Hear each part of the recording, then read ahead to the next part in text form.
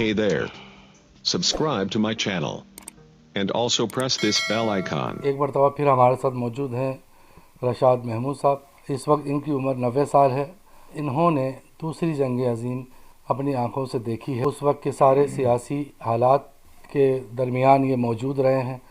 تو ہم ان سے گفتگو کرتے ہیں دوسری جنگ عظیم اور اس کے فوراً بعد نیوی کی بغاوت کے حوالے سے. دوسری جنگ عظیم کے وقت آپ موجود تھے بمبئی میں، تو آپ نے کیا دیکھا؟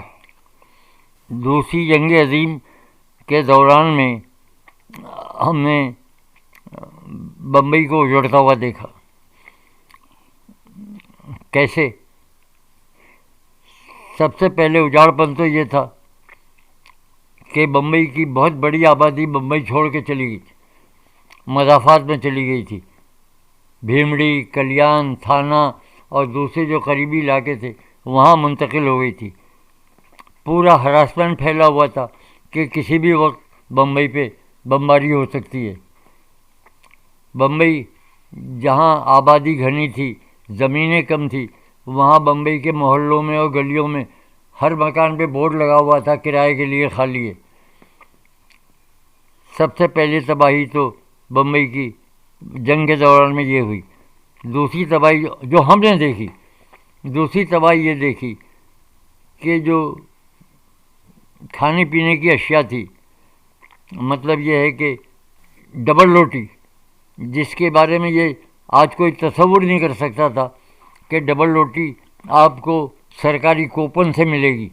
تو بمبئی میں اس کا اتنا کال تھا کہ سرکار کی طور سے آپ کے خاندان میں اتنے بچے ہیں، ان کو اتنی ڈبل روٹی چاہیے، تو آپ کو کوپن ملتے تھے اور وہ کوپن آپ بیکری پہ دکھائیں تو وہ آپ کو ڈبل روٹی ملتی تھی. کھانے پینے کی اشیاء کی تنگی تھی، چینی کی تنگی تھی. یہ تو عام اس کی تباہی ہم نے یہ دیکھی ہے کہ جو وہاں کی معاشی اور اس صورتحال سے تھی، اور غریب طبقہ جو ہے وہ انتہائی بدحال اور پریشان تھا. یہ بمبئی کی پہلی تباہی تو یہ دیکھی. اور دوسری بڑی تباہی ہم نے وہاں بمبئی میں جو بندرگاہ تھی، جس کو بمبئی کی زبان میں گودی کہا جاتا ہے. ایک تو یہ معاشرتی تباہی جو ہم نے بتلائی. دوسری تباہی اس بندرگاہ پہ 2 جہاز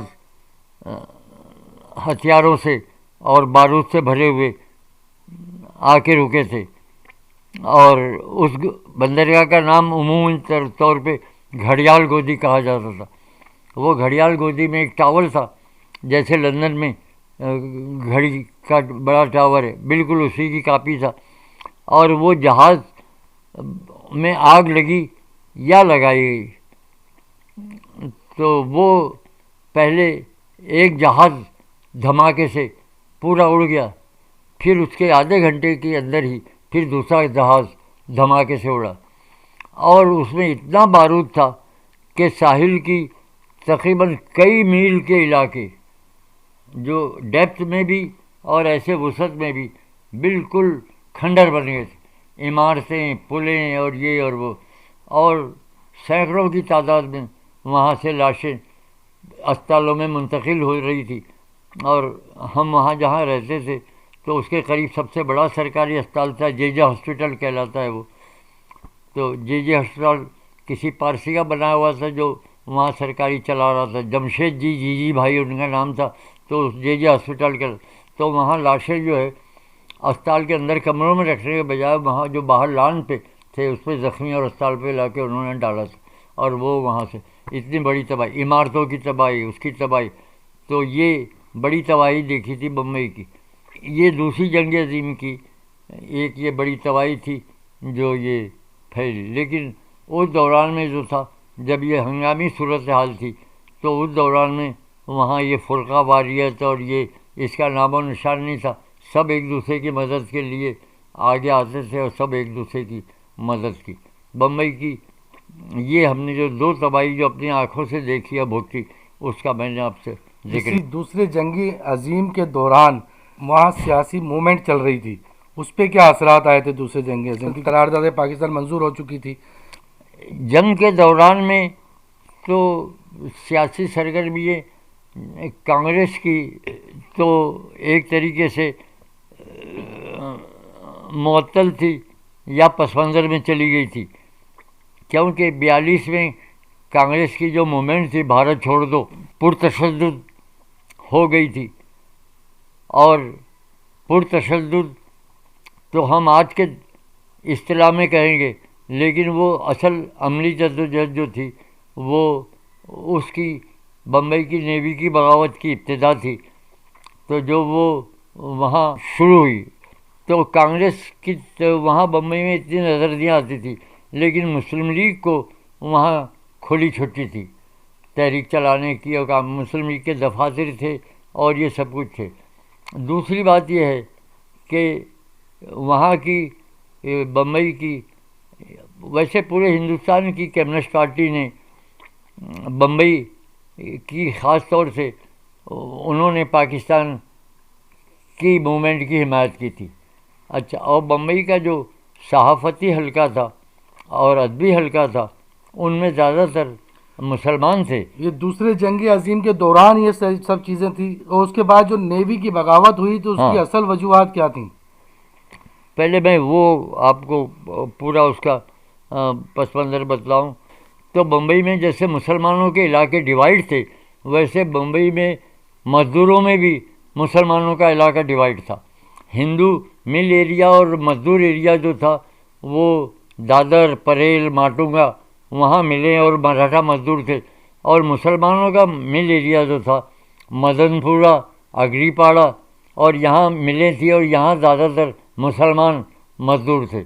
تو یہاں جو تنظیمیں تھیں، لیبر تنظیمیں تھیں یا ادبی تنظیمیں تھیں، وہ مسلمانوں کی اور مسلم لیگ کے کنٹرول میں تھی، اور مسلم لیگ نے چونکہ پاکستان کی حمایت کی تھی تو وہ مسلمان دانشور جو تھے وہ اپنی صحافت میں اور اس میں بھی اس کا ذکر کرتے تھے، اور وہاں کے اخبار بمبئی کا پارٹی کا نکلتا تھا، بمبئی کے پیپلز پبلشنگ ہاؤس اور کمیونسٹ پارٹی کا دفتر تھا سینڈرس روڈ پہ، تو وہاں سے نکلتا تھا نیا زمانہ۔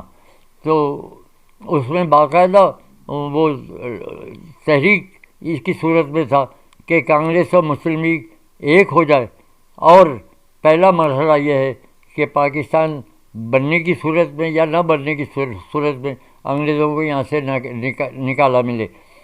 تو آپ نے جو بات کی وہ میں یہاں اس لیے دہرا رہا ہوں کہ ان مسلم ایریا میں جو لیبر تنظیمیں تھیں وہ بھی اس کی حمایت میں جو جلسے کرتی تھی، تو اس میں پاکستان کی حمایت کے بارے میں جیسے اس وہاں پر مسلمانوں کی مزدور تنظیم جو کمیونسٹ پارٹی سے وابستہ تھی، وہاں ایک لائبریری تھی مدن پورہ میں، شاہد فری مزدور لائبریری، اور وہ اس ایریے میں تھی جہاں یہ صحافت کے سارے دفتر تھے۔ آپ کا انقلاب عبدالحمید انصاری کا بہت مشہور اخبار تھا، نکلتا تھا، اور پھر اس سے تھوڑے آگے جائیں تو آفتاب پرچہ نکلتا تھا جس میں ضمیر نیازی بھی ابتدائی طور پہ وہاں کام کرتے تھے۔ ایک ویکلی بمبئی نکالتے تھے سعید رضا سعید جو ہمارے دوست بھی تھے اور وہ راجستھان کے تھے، اور وہ یہ سب مسلم ایریا میں نکالتے تھے، اور چونکہ پاکستان کی حمایت کمیونسٹ پارٹی نے کی تھی تو وہاں کی صحافت پہ اور اس پہ جو ہے وہ کمیونسٹوں کا اور مسلمانوں کا وہ تھا۔ احمد علی علوی انقلاب کے ایڈیٹر تھے، زوئے انصاری انقلاب کے ایڈیٹر تھے۔ تو یہ جو حصے ڈیوائڈ تھے، تو یہ اور جب مزدوروں کے جلسے ہوتے تھے تو وہاں مجاز کا ایک گیت تھا جو اس نے پاکستان کے ترانے کے نام سے لکھا تھا، راوی کی لہروں پہ چمکا ایک ہلال ایک تارا پاکستان ہمارا۔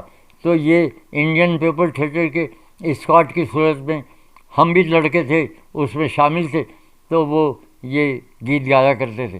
تو یہ جو تھی وہ ایک ہماگیریت تھی جو یہ اس میں مسلمانوں کا پاکستان کی سپورٹ کے سلسلے میں تھا کہ یہ کیا جائے، لیکن یہ اس میں دراڑ جب پڑی، الگ جب ہوئے، جب نیوی کی بغاوت ہوئی، اور نیوی کی بغاوت کو مسلم لیگ نے اور کانگریس نے دونوں نے کنڈم کیا۔ چندری گڑھ نے وہی محفل خدام چشتیہ میں آ کے تقریر کی، انہوں نے کہا کہ یہ جو فساد پھیلایا، تشدد کیا ہے، حالانکہ وہ جدوجہد تھی، یہ جو ہے گنڈوں کا کام ہے، یہ انہوں نے کیا، مسلم لیگ اس کے ساتھ نہیں ہے۔ جبکہ نیوی کی بغاوت کے سرغنہ جو تھے وہ زیادہ تر مسلمان نیوی کے افسران تھے۔ پھر سردار پٹیل نے وہاں آ کے اپنے ہندوؤں کے علاقے میں تقریریں کی کہ یہ سب بدماشوں کا کام ہے اور گاندھی کا فلسفہ اہنسا کا ہے اور ہم تشدد نہیں چاہتے، یہ نہیں چاہتے۔ تو وہ مسلمان علاقے جو اور مسلمان دانشور اور مسلمان حلقے جو پاکستان کے سپورٹ میں تھے، وہ پھر مسلم لیگ سے کٹتے چلے گئے، کیونکہ کمیونسٹ پارٹی نے آگے بڑھ کے اس نیوی کی بغاوت کی بمبئی میں لیڈرشپ لے لی تھی، اور وہاں سے پورے مسلم علاقے میں لال جھنڈے وہاں لگا دیے گئے تھے، پورے مسلم علاقے میں۔ اور بھنڈی بازار سے ایک پریس تھا سلطان پریس کے نام سے، جو یہاں جامع کلاس کے پیچھے منتقل ہو گئے بعد میں، تو وہاں سے ایک شاہد ہفتہ وار نکلتا تھا پرچہ، وہاں تمام پاکستان یہ ترقی پسند دانشور جمع ہوتے تھے، وہ نکالتے تھے۔ عادل رشید جو ترقی پسند رائٹر تھے، وہاں کرشن یہ سب جمع ہوتے تھے۔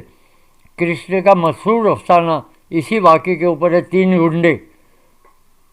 اور وہ جب ان لوگوں نے کہا کہ یہ جدوجہد کرنے والے گنڈے ہیں، تو اس پر وہ افسانے کے کردار جو ہے وہ گردش کرتے۔ تو اصل چیز یہ ہے کہ ایک طرف تو یہ فرقہ واریت تھی، اور یہ کمیونسٹ پارٹی کی مسلم لیگ کی حمایت کو جو یہ رنگ دیا جاتا ہے، تو اس رنگ کے پیچھے جو ہے وہ ہندو مسلم اتحاد کا اصل پس منظر تھا کہ گاندھی اور نہرو کی ملاقات ہو، نیا زمانے کے اس وقت کے آپ اخبار کے ایڈیٹوریل دیکھیں، یہ کانگریس اور مسلم لیگ اتحاد کرے، فرقہ وارانہ فساد ختم ہو اور انگریزوں کے یہاں سے نکالنے کا مرحلہ قریب آئے۔ تو یہ بات تھی۔ جب یہ فرقہ پرستی پھیلائی جا رہی تھی، اور یہ فرقہ پرستی پھیلائی وہاں سے گئی ہے 47 کی قرارداد یہ ہونا، جب کہ ہندوستان میں 38 کے الیکشن ہوئے، پہلے الیکشن 35 کی اصلاحات کے بعد، تو پورے ہندوستان میں کانگریس کی اکثریت آ گئی تھی اور ان کی حکومت بن گئی تھی۔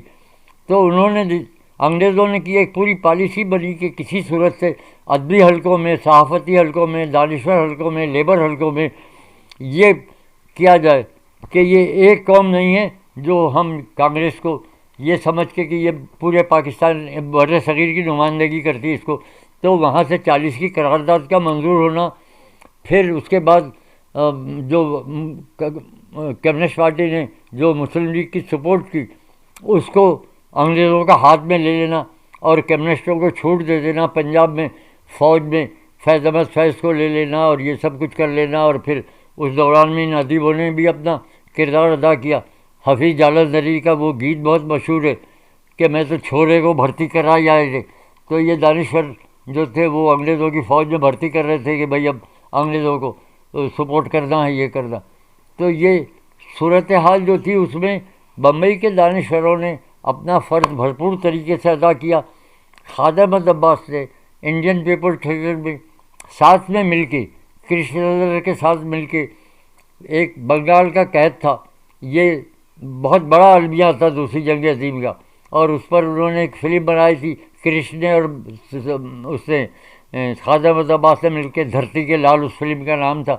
اور کرشن کے بھائی اس کے ہیرو تھے مہندر ناتھ، ہیروئن تھی تریپتی مترا جو بعد میں نیچا نگر میں وہ ہیروئن بنی اور اس کو بین الاقوامی ایوارڈ ملا۔ تو ان مسلمان دانشوروں نے پھر پرتھوی راج کا ایک تھیٹر تھا جو انڈین پیپل تھیٹر کے بالکل مقابل رائل اوپیرا ہاؤس کے نام سے تھا، اس میں وہ ہر ہفتے خواجہ عباس کا ڈرامہ پرتھوی راج پیش کرتے تھے، جس میں ایک ڈرامے کا نام تھا پٹھان، اور اس میں صوبہ سرحد کی خدائی خدمتگار تحریک کے پس منظر میں وہ ڈرامہ لکھا گیا تھا۔ وہ اپنا کام مسلمان دانشور اپنے طور پہ بھرپور طریقے سے ادا کرتے رہے کہ کسی صورت سے فرقہ واریت دور ہو۔ رشاد محمود صاحب سے گفتگو جاری ہے، اگلے پروگرام میں پھر ملاقات ہوگی۔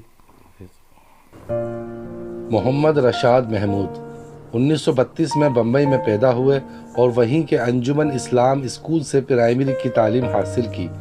1944 میں اپنے والد کے انتقال کے باعث تعلیم چھوڑنا پڑی اور صرف 12 سال کی عمر سے محنت مزدوری میں لگنا پڑا۔ اسی دوران پڑھنے کا شوق جاری رکھا اور سڑکوں پر بکنے والے کمیونسٹ پارٹی کے اخبار کے ذریعے بمبئی کے ترقی پسندوں سے رابطہ ہوا، جن میں کیفی اعظمی، شوکت کیفی، سردار جعفری، سلطانہ جعفری، محمد مہدی، نیاز حیدر، کرش چندر، خواجہ احمد عباس اور دیگر کو قریب سے دیکھنے اور سننے کا موقع ملا۔ خاص طور پر کیفی اور جعفری کے زیر سایہ مطالعہ اور مشاہدے کا عمل جاری رکھا، ادبی اور سیاسی سرگرمیوں میں بھرپور حصہ لیا اور انجمن ترقی پسند مصنفین کے اجلاسوں میں باقاعدگی سے شرکت کی۔ 1954 میں پاکستان منتقل ہوئے اور بائیں بازو کی سیاست میں حصہ لینے کے ساتھ محنت مزدوری بھی کرتے رہے، ساتھ ہی لکھنے پڑھنے کا سلسلہ بھی جاری رکھا۔ نیشنل عوامی پارٹی میں خاصے سرگرم رہے اور اب زندگی کے تقریباً 9 عشرے گزرنے کے بعد بھی اپنے سیکولر اور ترقی پسند نظریات پر کاربند ہیں۔ زیر نظر کتاب ان کے مضامین کا مجموعہ ہے جو ماہنامہ بدلتی دنیا میں شائع ہوتے رہے ہیں۔ Hey there. Subscribe to my channel. And also press this bell icon, so you never miss any new updates, cause whenever we upload new video you will get a notification on your phone.